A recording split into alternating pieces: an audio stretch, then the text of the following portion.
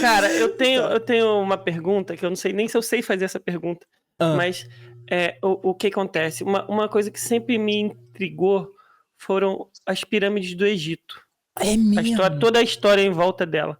E aí eu tenho uma prima que foi pro Egito, foi numa pirâmide mês passado, mandou vídeo, foto, fizeram cânticos e tal, botaram um palco. Então aquela teoria de que pirâmide não existe caiu, porque eu nunca fui lá, então é uma prova de que ela existe. Como que você acha que essas pirâmides foram criadas, montadas, cara? Tipo, você acha que teve alguma ajuda de extraterrestre? Você acha que fomos nós mesmos, humanos, que construímos? Qual é uma teoria aí que você pode falar pra gente?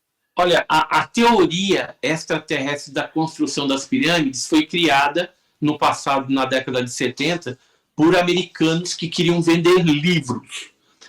Eu estive no Egito 3 vezes, até para ver e checar esse tipo de questão. E no Museu do Cairo, que fica na capital do Egito, existem manuscritos, né, em hieróglifos.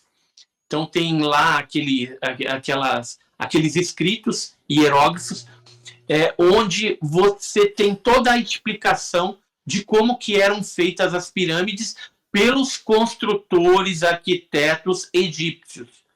Inclusive, tem o ferramental deles lá exposto para quem vai visitar o Museu do Cairo.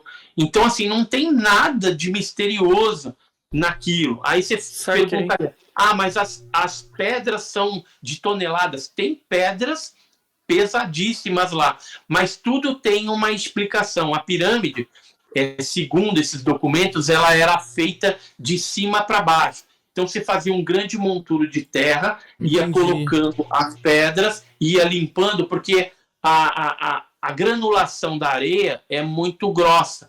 Então você, até com a mão, você vai tirando e vai colocando as pedras e vai montando as pirâmides. Os obeliscos, que são aqueles grandes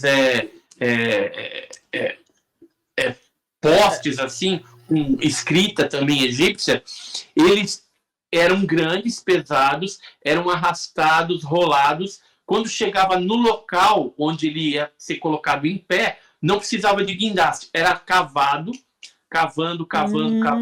Entendi. O negócio caía, depois você colocava a terra, pronto, tá em pé.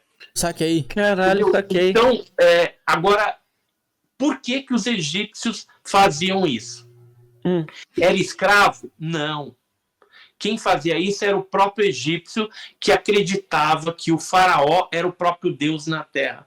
Então ele fazia aquilo como devoção e em troca de alimento, porque o faraó tinha ali os seus celeiros abastados, né? Porque toda a parte do rio Nilo, onde tinha as culturas, as plantações, toda aquela cultura que era colhida ficava nos celeiros do faraó. Então ele pagava com comida para aqueles que tinham o seu culto, ou seja, eles faziam as pirâmides para o próprio Deus na terra que pediu para eles. E aquilo era uma honra eles estarem fazendo.